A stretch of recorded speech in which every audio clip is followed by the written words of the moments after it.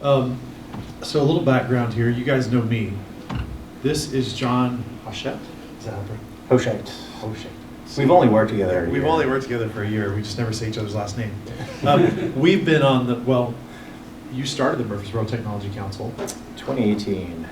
And COVID hit it pretty hard.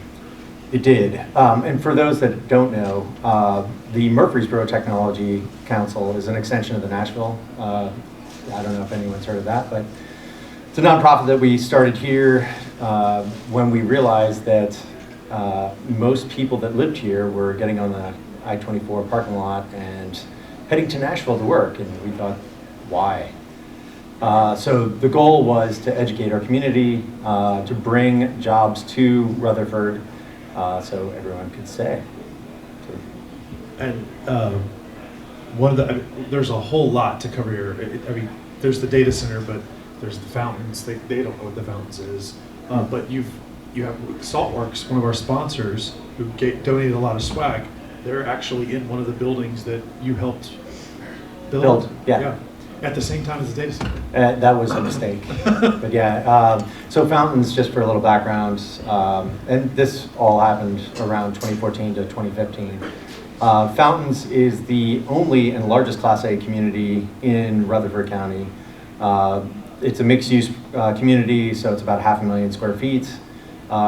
Mixed use being restaurants and retail down below. The multi-floor aspect is it's medical companies, corporate headquarters like Saltworks. They're on one of the, I think, third floor. So their corporate headquarters is in the building, and we've got several billion worth of companies that are there. And then, of course, the restaurants are great. We've got an outdoor skating rink, we host the city's fireworks. So that's been fun. And we did build the data center, which is the only colo in the county as well, at the same time, which is an interesting architectural engineering feat to do both, but the calendar magic was really where everything happened. They're currently building and I mentioned this for the group, but they're currently building a hotel that will be like part of the fountains or on that property, I would assume. Yep. And if that's the case, we will definitely check out the space for a PhreakNIC, maybe. It's just going to depend on the price of the hotel and all that kind of fun stuff, but we'll look into that because there's more space than here, and we've outgrown this. So, yeah. Well, let's get started a little bit. Where you tell me, how did you get into tech? Oh God, that's actually kind of fun. It was in the '80s, and now I feel old. I guess it was '82, somewhere on there. My grandfather, who's an engineer, brought home this Apple, or maybe it was an IBM. Yeah, I guess it was an IBM computer, and it was back with the orange screen CRTs. That was the only color, by the way. And actually, a couple of you look like you might have used them in the past, or might use them just because it's fun. If you like doing a little hacking with war games, yes, I figured. You guys got my heart on that one.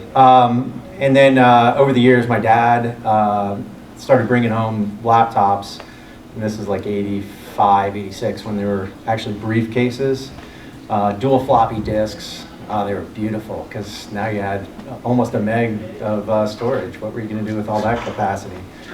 And it was great because we just had dial-up and BBSs, and it was a lot of fun. You dialed up to do something that maybe was productive, or play a game, or download some stuff. Like, I think the biggest download on the BBSs was the Anarchy's cookbook back in the day. So unfortunately, because of that, I learned how to make napalm at an early age, and caught my driveway on fire, which is unfortunate. So lots of groundings in that story. But anyway, I got into tech early because I kept breaking my dad's computer, and I had to figure out quickly how to fix it. Format was not my friend. After that, I got engaged with Prodigy, doing kind of beta testing for, this is right around AOL time, so 86, 87, dial-up connections, and I just never stopped. Has it always been in this area? No, I've moved all over the place. It's kind of an interesting journey. In the 90s, I was doing a lot of nonprofit. That was Nashville. The nonprofit had 50 branches, and I got bored and decided to unify them all by creating a website so they could all collaborate and share ideas. And at the time, that's what boredom can do. Also, the fun part was tech. You could just click install on something, go grab a coffee, walk away, go hang out with friends, come back, and it's still installing. So it was a good time to get into tech, but because there was a lot of free time. After that, I started a wireless internet company. We sold wireless to hotels in the 90s. We totally made up the idea that by 2005, 75% of travelers would have wireless. You want this. It turned out to be accurate, but we totally made it up. Sold that company after I moved to Florida. Came back to work for Bell South for architecture and engineering. And then the IRS after that, which was another click and wait type job. And then I got into healthcare, and then I started 2010-ish, started doing more in the Murfreesboro market for economic development, which includes ideas like, how's it going? Pick a chair, any chair. Includes ideas like building fountains, converting mixed-use communities, and solving the world's IT problems when it comes to Rutherford. So what inspired the data center? Honestly, in I guess it was 2014, we were trying to solve that parking lot problem. For those of you walking in, we're just talking about why we have a data center in this area, and in Murfreesboro specifically, and some of the tech problems. It goes back to that I-24 parking problem. Everyone leaving and not able to stay. So we started working with the local mayor here. They did an assessment, and it turned out there was a couple key components missing to Rutherford County that meant no businesses could come here, no large companies. And it was lack of Class A office, lack of internet and infrastructure, because who wants to have a company that you can't connect and have internet for? Lack of data center and infrastructure, because you gotta host your data somewhere. Lack of executive housing, because the execs like big places, and I can't remember the fifth one. So we decided to solve 3 of those. And so we started the data center project at the same time as we started fountains, which then dropped the price of internet on average for the county from, I think it was like 10 to 12,000 a gig down to a couple thousand. So it had a pretty positive impact for businesses right away. Are you guys partnered with an ISP? All of them. We just from a data center perspective, that was another interesting decision. The way fiber works in new counties, usually AT&T is the first to go in new buildings, and then every other carrier, Windstream, Level 3, or whoever it is, will then say, oh, I'm in that area, and then use the fiber for AT&T last mile. So you never get better fiber or more investment in your area because it's really expensive. It was like $300,000 per carrier just in fiber to get them to the building. We ended up saying no to AT&T altogether because of the private property, which forced all the other ISPs to build to us, and not just one path, but redundant path. So we built some resiliencies, and after the 6th carrier, we let AT&T in the building. So strategically, that made us the large operator for fiber, and for the carriers, a bounce point for multiple access points. And I will say, obviously, John's an open book, so if you guys have questions as we go along, fire them out, because this is sort of an interview. It was an idea I had. I'll give you guys a month ago, I had 10 talk slots open.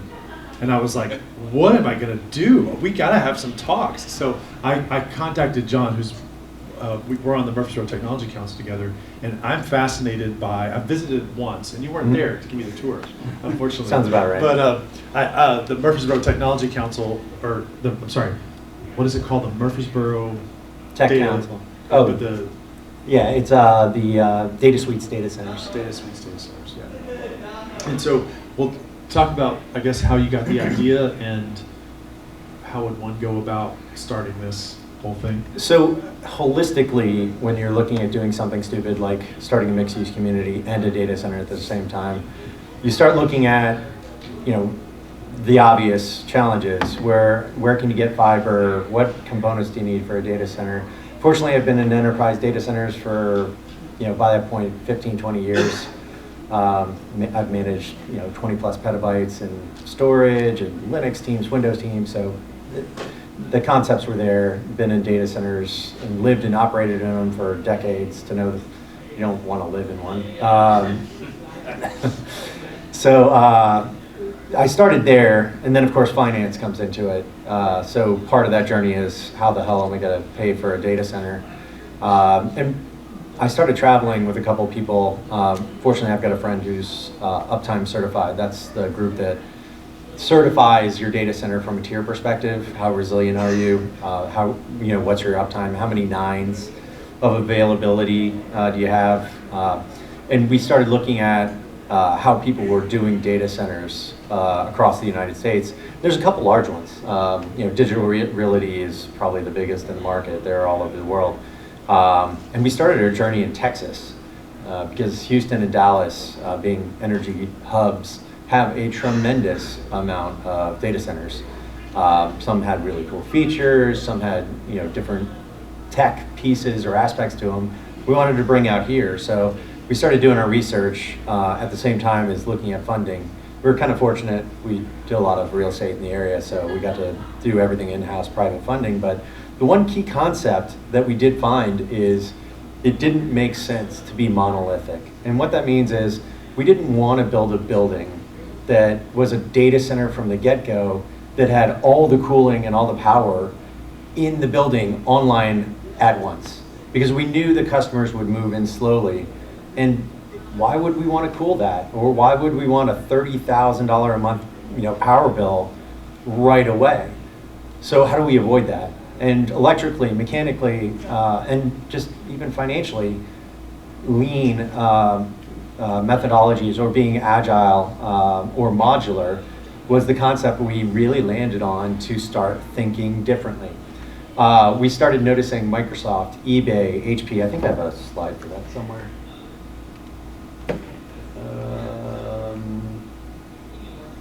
Well, actually, that's a good picture. Yeah, there we go.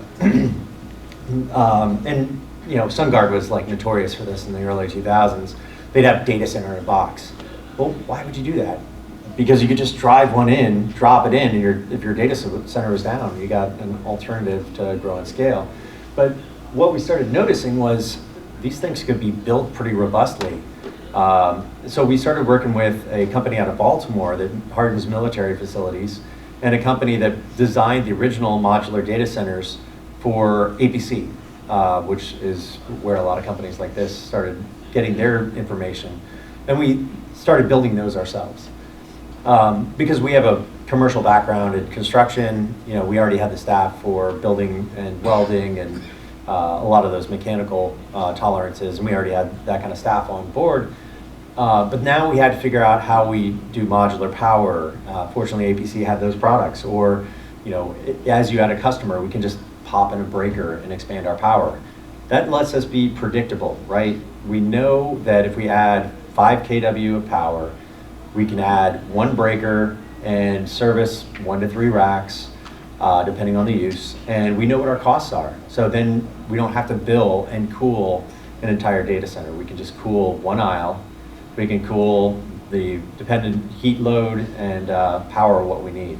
So it kept our costs low to enter into the market. That way we didn't need the traditional $85 million to start this kind of building, and instead we could do it in 30.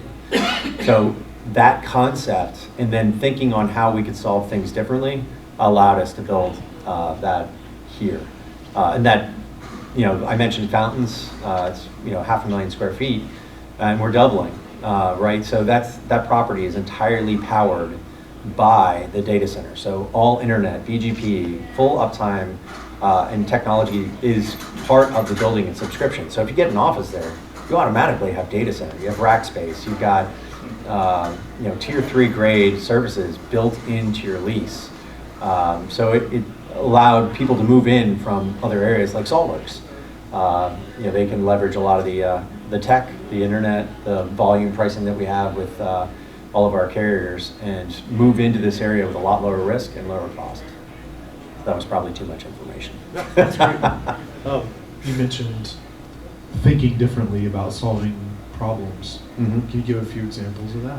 And I have an idea which one you're thinking of. Whichever one you want to say. He's got something he can probably tell you quietly or outside, but yeah, whatever you want. Yeah, and we can talk over shots of gin in the other room. That's still cracking me up there. I love the techs in the other room, or engineers, or all the people. But anyway, we keep looking at ways to solve problems however we can. We're tech people. I mean, everyone in the room can look at a problem and figure out 10 different ways to solve that problem. Some are going to be the ones that your boss or your company or someone's going to be like, that's a good idea. Some you really like and they're like, no, that's going to be awesome. But who's going to support it afterwards and things of that nature. So we looked at things like heat. Traditionally for a data center, that's not a good product to have. You got to cool it and it's expensive. So we figured out a way to work with another company, take that heat, pipe it over to their building, and they were able to use that heat for food products and things of that nature. So we were able to capitalize on leveraging heat as a product, which is pretty unusual. A lot of people will heat a building in winter, but that doesn't really help you with summer. We had another solution. We have one module that's tier nothing, just power and cooling. And we had some crypto miners from Romania in there. They were making a couple million a month in the heyday, which is pretty impressive. But at some point, and they just cut bait, walked away, and we never saw them again. So with Ethereum, does anyone know cryptocurrency at all? GPU mining, all that good stuff. Yeah, we got a little too familiar with that whole process, but and that may be another conversation.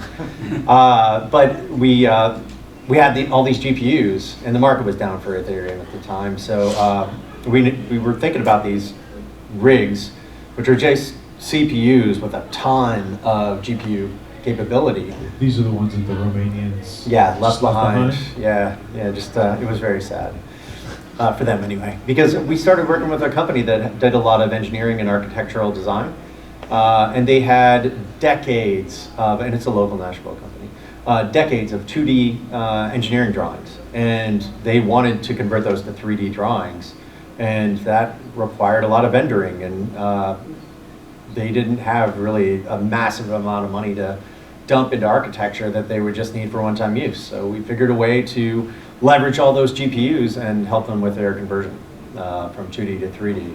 And that's not necessarily something at the time, that was 2019, 2020-ish, that you would just go online and say, oh, that's what someone else is doing.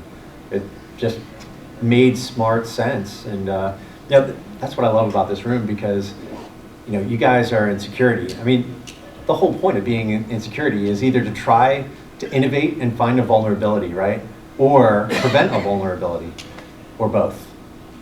Either way, you're still innovating and thinking differently, and that's what I like about this room, because that's my favorite thing in IT. Thinking of things that no one else thinks about, and that's what drives creativity and drives innovation. Go for it. So are you training a foundational model using all the GPUs now? Like AI type, I could get into that at the end, just because I was out in California a couple weeks ago, and I got to meet Jensen, because I was meeting in, at their corporate headquarters. And and we've been doing it from the tech house perspective. We being both of us, have been doing a lot of speaking events with Google, Belmont, and a couple other groups on AI. So it was fascinating to look at the amount of infrastructure and just what it took. Like, I got to hold one of the compute chips that they had. It must have been 10 plus pounds. Yeah, the GPUs that they have. They're, did you say TPU? Yeah, the tensor processing unit, or you said Google, right? Oh, yeah, so I was doing speaking events with Google. I was at the NVIDIA. Oh, okay. Now I can't remember the model number. I don't know, they're $500,000 little server boxes. I couldn't tell you. The gold one? It was, thank you. Talking about the NVIDIA GGX. Yes, that was what I was looking for. So it was really cool, but each chip was like 13 billion transistors in it, which is insane if you think about where we came from even 10 years ago. But it made me realize one thing when it came to AI, because during these conversations with all these people on, AI, what it can do for you, what you shouldn't do with AI, and hopefully everyone in the room already knows all this stuff. I mean, it's no different than our day jobs. Just don't be sensitive with your data, protect your data. But the one thing, and at $500,000 per box, the one thing I realized was AI was going to take a long time to get here. And we started asking the question in the room, because we have doom and gloomers. AI is going to take over the world. We have these people that are like, my business is going to fall away because I can't keep up without AI. I don't understand the concepts. I'm so stressed.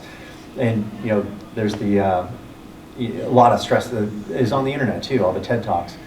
But I would ask the question, this may be a fun room for it too. What do you guys think AI actually runs on? Besides the physical architecture, or where does it live? Because most people said, oh, it's out there. There's only one of them, right? There's only one AI, and I'm like, oh God, there's like 20,000 of them, and there's a million more filters in between the learning models. But and then a couple of people said cloud. Did you have one? Well, it really ought to live as we've gone through like this hyperscale revolution over the last 10 years.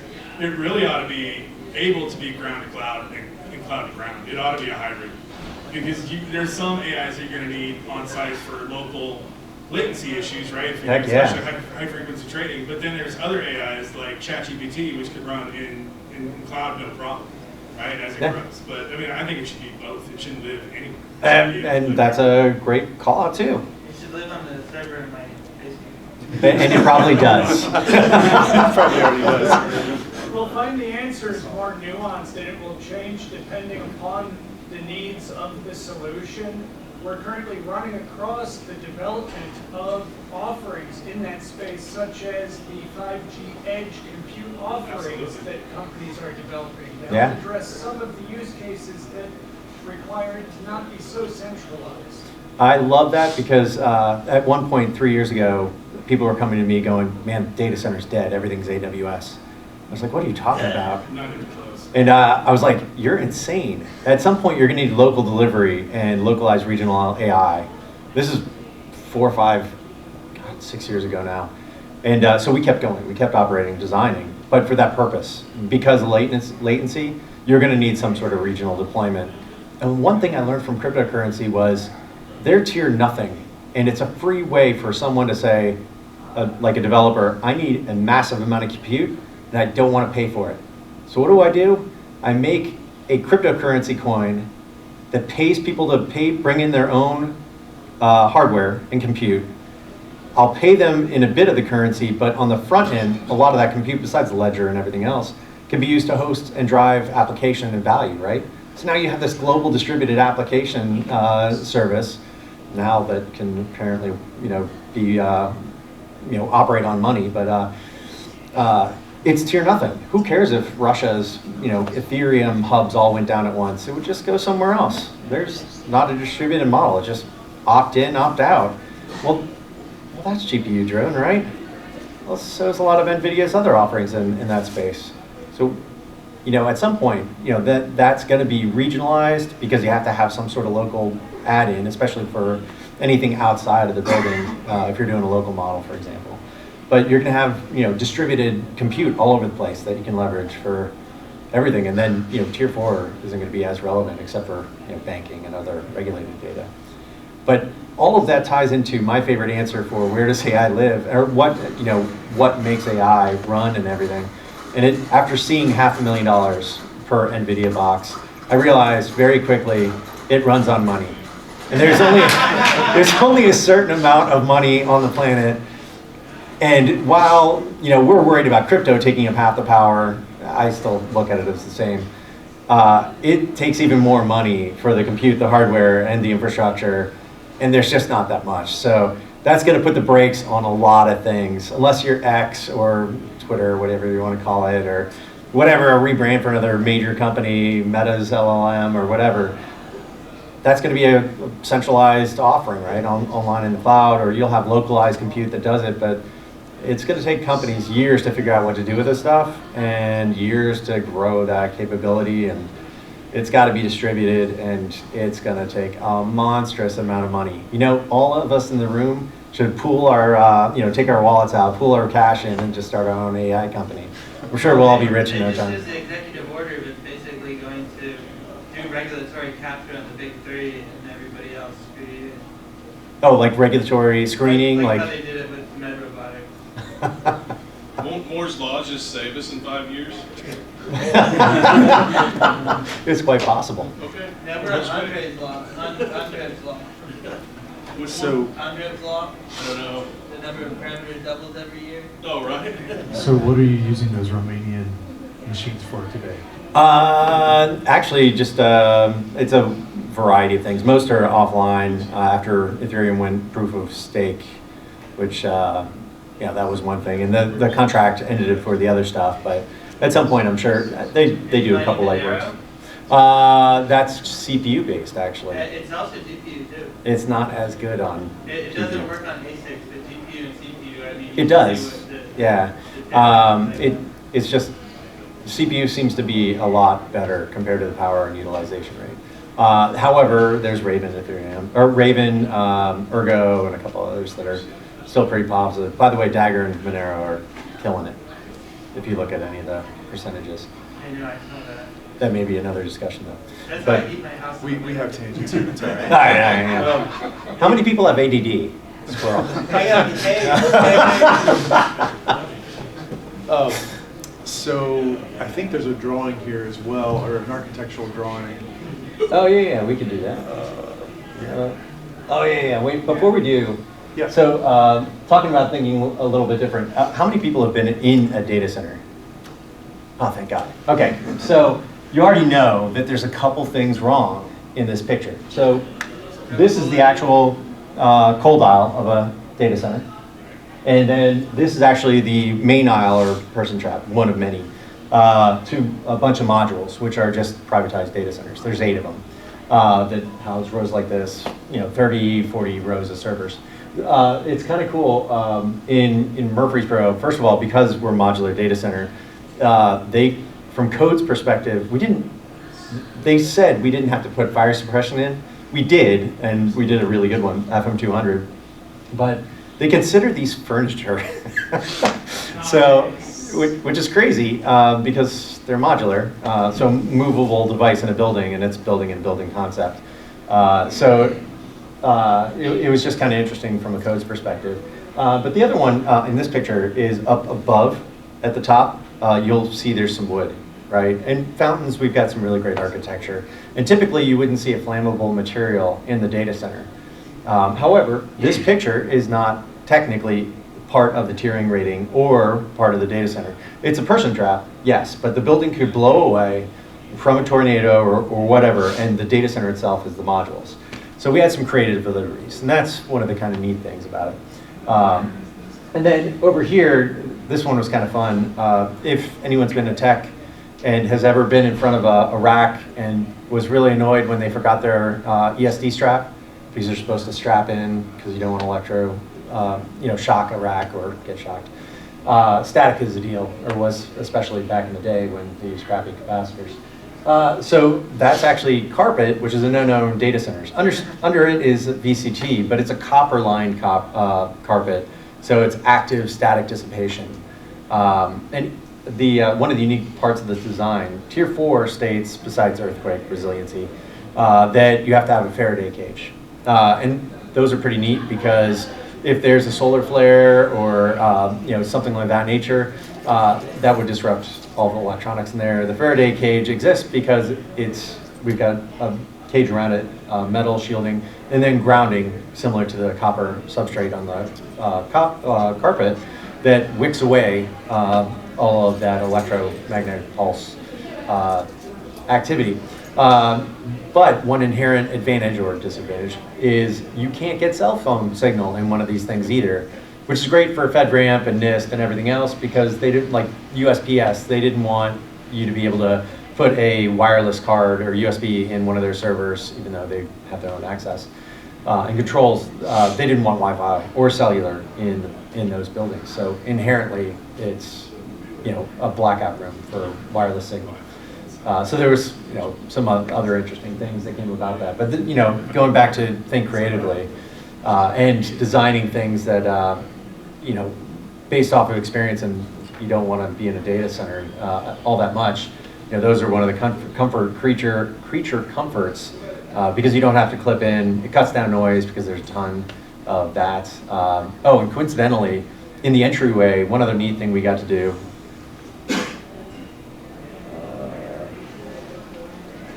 Oh yeah, here we go.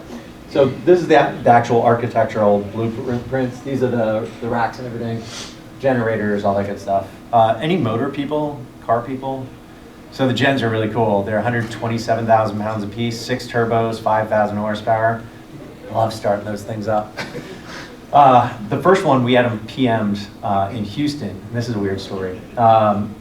So the engineers in Houston were just working on the gens, and one recorded it and put it on YouTube. And this is the largest production diesel ever made, not like one of the wartime or one-offs, but they're huge. And within 2 hours of that YouTube video being on, they had 16,000 views for a motor. So anyway, that was kind of cool. But over here, you know, we've got the entryway, we got some breakout rooms, lobby, security. But once you get into the office area, we added some stuff that we thought was cool. Specifically, I thought was cool because I've worked 3 to 5 days in a row with no sleep in a data center, and it sucks. So we added a kitchen. We added theater room, which is kind of nice. Xbox for anyone that likes playing games. Nobody here likes playing games. And a couple other nice creature comforts, and a work area, so you didn't have to work in the actual data center. So, you know, if you're waiting on Dell or HP or parts or anything else, you got a kind of chill place to do that. Showers, all that good stuff. So we got to, you know, build some really neat things. Coincidentally, I mentioned the Murfreesboro Tech Council. We actually had the data center manager for TierPoint on our board, and a year after, and we had meetings in the data center. A year afterwards, TierPoint went ahead and added a theater room to their data center. So we're helping promote comfort for all the engineers that suffer in an actual wind room, aka data center. But overall, you know, tiering wise, 2 points of power, 2 points of cooling. That way you can do proactive maintenance and things of that nature. But yeah, there's some really neat aspects to the overall design. From the difference between a regular data center and inside one of those modules, can you talk a little bit about that? Yeah, so I'm going back to the monolithic data center design. You know, I'm sure everyone's been into a giant empty data center. If there's one that's unpopulated, it's a lot of raised floor tiles. Usually it doesn't have to be. If you're in a really bad one, it's just concrete floors. You know, you walk in and as I mentioned, it's, you know, loud. Oh my God, HCAs, you had to wear, they've got one in Antioch. This place is crazy. Gens were like 20 million a piece, and I don't know, I swear they had flux capacitors. But yeah, they're super loud. So you had to wear headphones, and you couldn't go in with a pacemaker because the pulsing from these things was so loud, you felt it in your chest. And that's not a really good place for humans to be. It's great for machines. And then you're powering and cooling all that space, which doesn't make sense. So what you're looking at is, you know, 8 individual rooms with racks, servers. You can scale up, scale down, you know, be as agile as you want when it comes to your deployment of infrastructure, and you know, not really have to plan as much because the capacity's there if you want to scale up, and it's privatized. So you know, we've got a couple federal companies. They've got their own private conduit into the building. So from their perspective, this looks like a private data center lease to them. So the audit and controls are based on the room. They have the keys, they've got the access, they've got private conduit, so if they wanted to, they could cut their own fiber. I don't know why they would, but maybe there was a bad day, and you know, there's been a couple of those events in the world. You know, again, it allows you to have all the privacy, security, and not, you know, all the controls are yours. So it's a little bit different. You know, you might call that private suite, but in this case, it is entirely your data center in the building. So that's been a neat aspect. That answered the question? Yeah. All right. Are you handling heat or cooling differently inside the modules themselves, or is it still traditional hot aisle, cold aisle? It is hot aisle, cold aisle. Tractor Supply wanted to flip it. They wanted, which is kind of fun. I never really thought about this. So if you remember the picture before, you know, there was the front of the rack and you walk in this cold aisle. And that's great for the people that have to open the front. But Tractor Supply values the network guys. So the ones that are in the back of the rack. So they actually, saw some fans there, wanted to be reverse, which was kind of interesting to do. And they were a fan more of cold door and stuff like that. So modular can accommodate that kind of thing, but it was kind of interesting. Sure. So how many racks per module, and what is the cost for a fully populated module? For a company, so we're kind of unique too. So it's roughly like $1.05 for a U. So if you consider that's, you know, 2 kW, we'll give you 25 meg. Not a ton, but it's enough for maintenance or RDP or VPN or whatever. You know, that's kind of unique because a lot of data centers don't do U or even half rack. So what, 150 or 1500? 105 per U. Yeah, it scales better once you get to half rack. It's like 600 to 800, and that's based off of capacity. It's still N+1, and depending on use, you know, 1200 to 1400 for a full rack. And then, you know, we've got different carrier options. You can go carrier direct, which some companies have to do because you have, you know, software-defined WAN or other capabilities like that. Or we have our own in-house full route BGP, and usually that's cheaper. We also promote United Communications pretty heavily. They're the local fiber carrier and ISP in the county. But they also have a really cool statewide contract with Bill E. Their goal in $450 million says they might be able to do this, is to provide everybody with internet, kind of like Chattanooga. But they're starting with, they built their fiber ring in Smyrna and are now deploying to that city first. But how many racks are in one of the modular units? So, and that kind of depends too, depending on how much cooling you need, because we can throw in a couple in-row coolers. I'm looking at this diagram behind you now. Yeah, so it could be up to 32 or as little as 20. They're two different sizes too. One's 30 feet long, one's 40. And so there's some variances. You can convert PDUs or, you know, depending on your power needs, other in-row coolers. That can scale. Rack size, you know, we provide APC standard racks or Schneider. Yeah, 42U. Yep, there was a website, 42U, that used to be pretty popular back in the day. Question? What's your current capacity, and what's it look like if you were to add another section for some modules? Oh, that's a really cool question. So current capacity is 2 megawatts. And I think the last time I checked with Med, who's our local carrier, local electric company, Middle Tennessee Electric now, we've got, I don't know, I think another 4 to 6 to go. So in the scenario that we have to do that, and I'll tell you one cool thing after this I had a thought about. So we can, being that these are modular, we can go up. We can stack them like Legos. So we could just stack another, and I think we got 45 feet to go up. Just keep going up. And we're not the only ones that do that. But inherently, you know, those things can hold 64,000 pounds of pressure in any direction. So FMI, or wind rated for 200 and something miles per hour. So it's kind of cool. I recently just had an internal debate. Has anyone, I'll go back to cars because I love them. The new BMW M Series is rated at 1 megawatt. It's an electric car. That's insane. So if you think about it, it wasn't 10 years ago. The average house uses 2 kW, right? Maybe somewhere 1. A megawatt is a lot of power. That's, you know, 100 homes, right? No, did I do the math right? It's a lot of coal to burn.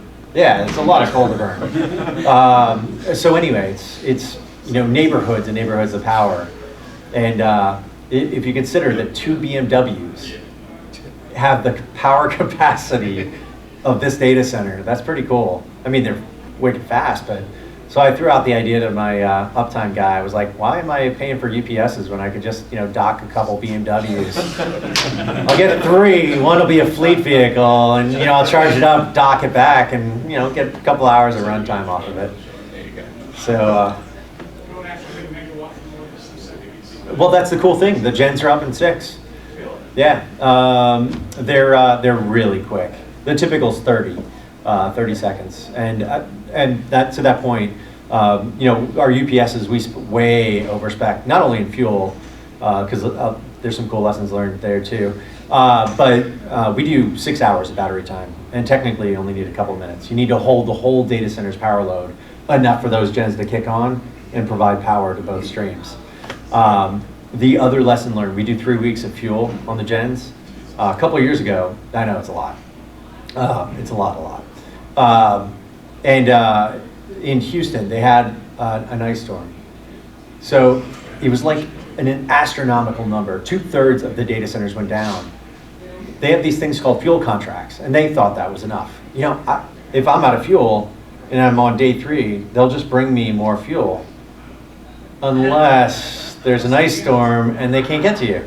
And they're not going to be helicoptering this thing, you know, these fuel tanks in. So everybody just took a loss and down they went. Yeah, but by day 3, you guys should have enough time to notify your customers, hey, you guys need to move anything out of your PRs. If you're tier 4 and you can't get to the data center to move out, yes, you can HA, right? You can do your failover if you're there. But if you're, you know, maybe you're a cash-strapped company and you're like, I'm just putting all my eggs in, you know, tier 4. I mean, those 9s are pretty impressive, right? Those can't go down. Yeah, they can. 9s are great, but there's no juice. Yeah, exactly. So our lessons learned is, you know, we added 3 weeks of fuel. It's a little overkill, but yeah. Are you using diesel or LP gas? Diesel. Though there is LP on the property, but that's just for convenience. Like keeping the lights on in the hallways and, you know, 5-ton tiny cute air conditioning units. What's that? Oh, go for it. I don't know if you already said or can say, are the modules from Schneider? No, we did work with some of the engineers that sold the original designs to Schneider after their non-competes were over. That's fine. Okay. If anyone from legal here. But good question. Yeah, that's where they originally came from. And they were pretty innovative with their design and capabilities. So there's this book, it's the TIA, I call it a book, but TIA 942. It's like 300 something pages of check boxes of things that you must do for a data center. And we meet all those requirements. It's a great read for anybody that's really interested. Oh, good, you're all sane people and wouldn't read it. Well, I was going to say we got a few more minutes left if you guys have any questions. And I don't know if you'll stick around in the hallway for a little while. Yeah, Okay. You guys are awesome. Yeah. This is appealing. How do we reach out? Maybe try to get into this? Oh, wait, I got a self-promoting stupid slide for that. I'm so glad I asked. Me too, I would have forgotten. ADD. I've moved on. There we go. All right. You can scan the barcode. We'll do that. So what does the grounding solution look like? Like, how are you connecting the building to the ground? So usually copper wiring to the frames of the actual modules. Then they run back through a TVSS, transient volt suppression system. And that is really cool in itself because it's bidirectional. We may have borrowed them from AMD, if anyone knows about that company out of Austin. By that, we bought their data center. Stupid story, but in 2012 or 1980, they had this sweet deal with the city of Austin. They didn't have to pay taxes to the city to build their data center and build all those GPUs. 2012, they built this awesome new data center. They were about to go live, and the city's like, you suck, we want money. And so they closed the data center, and we kind of went in and bought it all. So they had already spec'd out these awesome TVSSs. So if there's a spike, it kind of grounds it out one way, and then if there's an EMP event, it isolates it and does the other. It's pretty cool because I think in 7 years, we've had 6 spikes. Where did the copper carpet come from?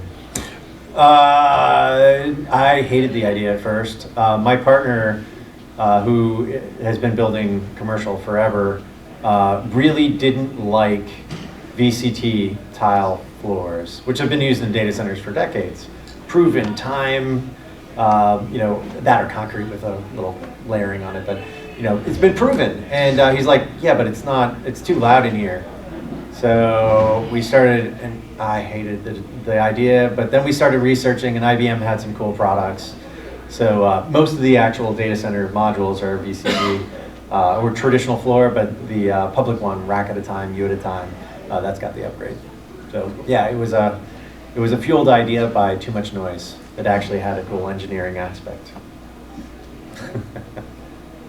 That's about all of our time. Any last questions? All right. Thanks, John. Sure thing.